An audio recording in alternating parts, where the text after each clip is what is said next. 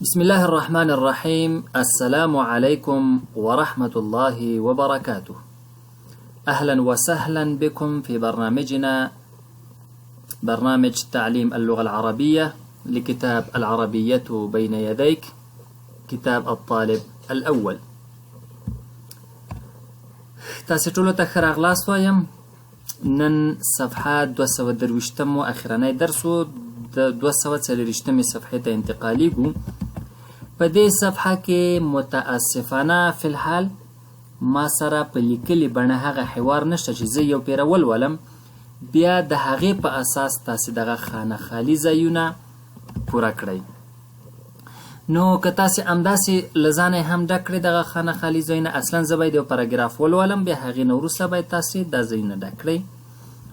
هارون یتکلم من، هارون خبرې کوي د کوم ځای نه؟ عموما هغه به په ټلیفون خبرې کوي، د یو ځای نوم به تاسې واخلئ. حتما تاسې پاراګراف اورېدلی وي، خو متاسفانه ما سره پاراګراف نشته. الوقت فی دمشق، په دمشق کې وخت څو بجې دی؟ الجو فی دمشق، موسم په دمشق کې. درجة الحرارة، د حرارت درجه. هارون یقضي العطلة فی، هارون رخصتی تیروي په کوم ځای کې؟ تاسې یو ځای د ځان نه هم ښودلی شئ. التدريب الثاني، استمع إلى المكالمة ثم أجب عن الأسئلة. مکالمې ته غوږ ونیسئ، البته هغه باید په آډیو بڼه پلی شي، واورول شي تاسو ته، او بیا د هغې نه لنډې سوالونه تاسې جواب کړئ. أين سيقضي صلاح العطلة؟ صلاح رخصتي چیرته تیروي؟ أين سيقضي مصطفى العطلة؟ مصطفى رخصتي چیرته تیروي؟ كيف الجو؟ هوا څنګه ده؟ موسم څنګه دی؟ هل هذا فصل الشتاء؟ آیا دا د ژمي موسم دی؟ هل سيحضر أولاد صلاح؟ آیا د صلاح اولاد بچیان به راشي، حاضر بشي؟ أين سيذهب مصطفى وصلاح؟ مصطفى وصلاح چیرته به لاړ شي؟ یعنی مصطفی و صلاح به چیرته ولاړ شي؟ د راتلونکي د مستقبل زمانې پوښتنه ده، یعنی په راتلونکي کې به چیرته لاړ شي. متى سيذهب مصطفى وصلاح؟ صلاح او مصطفی به کله ولاړ شي؟ 225 صفحه کې التدريب الثالث، استمع إلى الفقرة ثم أجب عن الأسئلة. دې پاراګراف یا فقرې ته غوږ شئ او بیا د لاندې سوالونو جوابونه پیدا کړئ یا لاندې سوالونه جواب کړئ. في أي مدينة يسكن أحمد؟ أحمد په کوم ښار کې اوسیږي؟ ځان نه بیا جواب کې ښودلی شئ. شرط نه دی چې کوم پاراګراف خاص هغوی کوم ښار ښودلی وي، مثلا د ام القرا ښار یې ښودلی وي، د البترا ښار یې ښودلی وي چې په اردن کې دی، یعنې شرط نه دی. هل يسكن في بيت؟ آیا په کور کې اوسیږي؟ که څوک په کور کې نه اوسیږي هغه بل چېرته اوسیدی شي؟ هغه په اپارتمان کې اوسیدی شي. هل يعمل احمد في لندن؟ آیا احمد په لندن کې کار کوي؟ هل يحب فصل الشتاء؟ آیا د ژمي موسم خوښوي؟ كم درجة الحرارة في الليل؟ په شپه کې درجه حرارت یا د حرارت یا د تودوخې درجه څو ده؟ أين يقضي عطلة الصيف؟ د اوړي رخصتي چیرته تیروي؟ لماذا يذهب إلى مصر؟ مصر ته ولې ځي؟ التدريب الرابع، استمع إلى الفقرة ثم أجب عن الأسئلة. باراګراف ته غوږ ونیسئ او بیا سوالونه جواب کړئ. إلى أين ذهب محمود؟ محمود چیرته ولاړ؟ متى ذهب؟ کله لاړ؟ ماذا ترك في البيت؟ په کور کې څه پریښي؟ هل هذا فصل الربيع؟ آیا دا د پسرلي موسم دی؟ لماذا؟ ولي؟ یعنی ته څنګه پوهیږي چې دا د پسرلي موسم دی؟ هل ذهب محمود إلى العمل؟ آیا محمود کار ته لاړ؟ لماذا ذهب إلى الطبيب؟ ډاکټر ته ولې لاړ؟ كم يوما بقي في البيت؟ په کور کې څو ورځې پاتې شو؟ متى سيذهب إلى الشركة؟ شرکت ته به کله ولاړ شي؟ اوس ما خو دا پاراګرافونه ونه لوستل، تاسې کولی شئ دغه سوال چې زه کوم دغه کلیپ سټاپ کئ، ښه په آرامۍ 1 منټ په هر سوال کې وقفه وکئ، ځکه که زه وقفه وکړم هسې به دا کلیپ اوږد شي او وخت به ستاسې ډېر ضایع شي. نو د دې لپاره کله چې زه پوښتنه کوم الی این ذهب محمود، کلیپ سټاپ کوئ، جواب پیدا کړئ. که غواړئ ډېر پرې پوه شئ ویې لیکئ، او که غواړئ لږ پرې پوه شئ، ډېر شوقیان نه یاستئ، داسې برابر شوقیان یاستئ، نو بیا دلته بس لږ سټاپ کوئ او هغه سوال کوي ته ځان نه جواب ووایه، نو بیا هم کفایت کوي. انتقالي ګو 226 صفحې ته الوحدة العاشرة، لسمه وحده، لسمه برخه، الکلام خبرې. الکلام خبرې، محاوره خبرې اترې وي. محاوره د دوه کسانو ترمنځ حتمی وي. الکلام بیا محاورې ته کلام هم ویلی شو ځکه خبرې دي. هر هغه با مفهومه اوازونه چې د خولې نه راوځي هغې ته موږ الکلام وایي.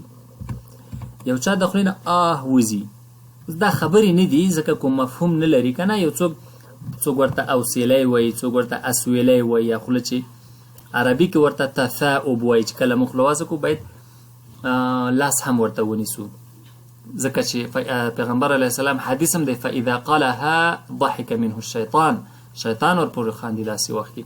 نو په دې اساس هغې ته خبرې نه شو ویلی. بعضې خلک هم داسې اواز راوباسي، هغې ته خبرې نه شو ویلی ځکه بې مفهومه وي. الکلام به مو انشاءالله پیژندلی وي، پخوا مو هم پیژنده، حتما پوهیږم. لومړی تدریب دی. لومړی تمرین التدریب الاول تبادل الحوار مع زمیلک کما فی المثال. خپل ملګري سره حوار تبادله کړئ لکه څنګه چې په مثال کې دی. کیف الجو فی لندن. کیف څنګه، الجو موسم، هوا. څوک ورته هوا وایي، هوا څنګه ده. هوا صرف هغه باد ته نه وایي، بعضې خلک موسم ته هوا وایي. بعضې خلک پوښتنه کوي نو وایي چې موسم څنګه دی، بعضې وایي هوا څنګه ده. کیف الجو، هوا څنګه ده، موسم څنګه دی. فی، په، لندن، لندن نو لندن دی. د دې مثال دا دی لندن بارد 5. د دې نه به موږ دغه حوار او دغه جملې جوړو. نو لومړی زده کوونکی پوښتنه کوي کیف الجو فی لندن، په لندن کې موسم یا هوا څنګه ده. د دې جواب زده کوونکی دویم زده کوونکی ورته وایي الجو بارد، موسم یخ دی، جدا ډیر زیات. الجو بارد جدا، موسم ډیر زیات یخ دی. فی لندن، په لندن کې. اول زده کوونکی یو ځل بیا پوښتنه کوي کم درجة الحرارة الآن. کم څو، درجة الحرارة د تودوخې درجه، الآن اوس. کم درجة الحرارة الآن، د حرارت درجه اوس څو ده. دویم زده کوونکی ورته وایي درجة الحرارة الآن 5، د تودوخې درجه اوس 5 ده، یعنی د تودوخې درجه 5 یا 5 درجې.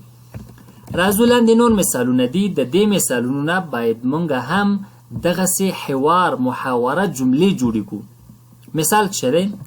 الجزائر معتدل 10. الجزائر معتدل یعنی برابر، بعض خلک ورته نورمال وایي، لکه انګلیش کې چې ورته نارمل وایي. 10 د دې نه څنګه مثال جوړو؟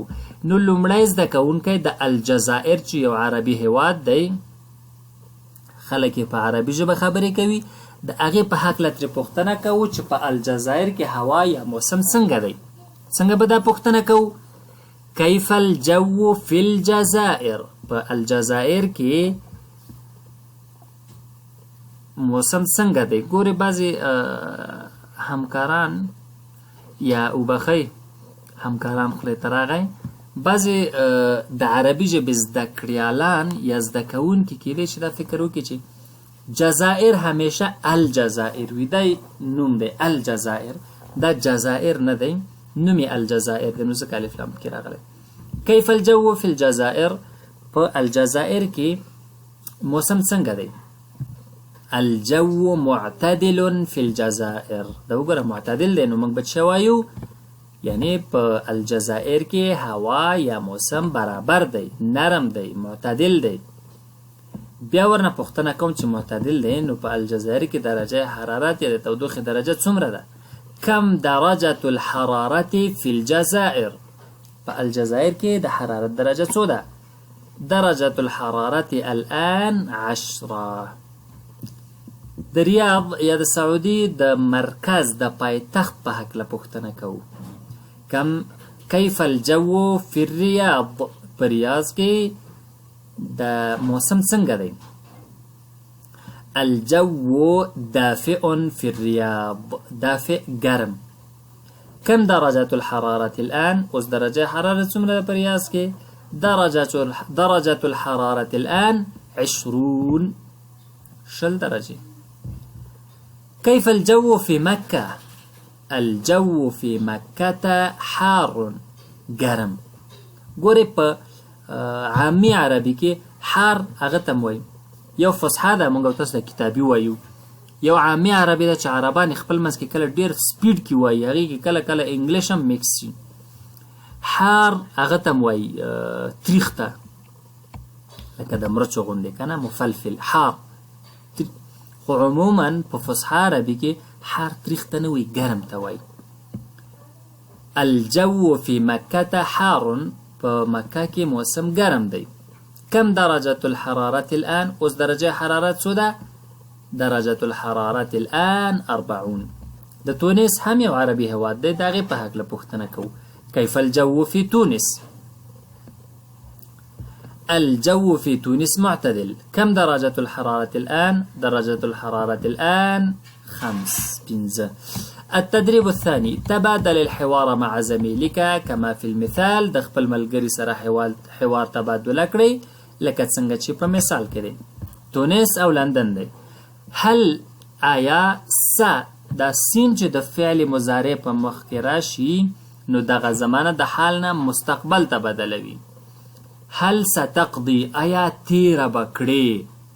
العطلة که صرف تقضي تیروي، ستقضي تیره به کړې. هل ستقضي العطلة في لندن، آیا رخصتي به په لندن کې تیره کړې؟ لا، نه. سأقضيها في تونس، زه به یې په تونس کې تیره کړم. لماذا؟ ولې؟ الجو بارد في لندن، موسم په لندن کې یخ دی. ومعتدل في تونس، او په تونس کې برابر دی، نورمال دی، معتدل دی. نو دای وجه وه چې دا به رخصتي په تونس کې تیروي.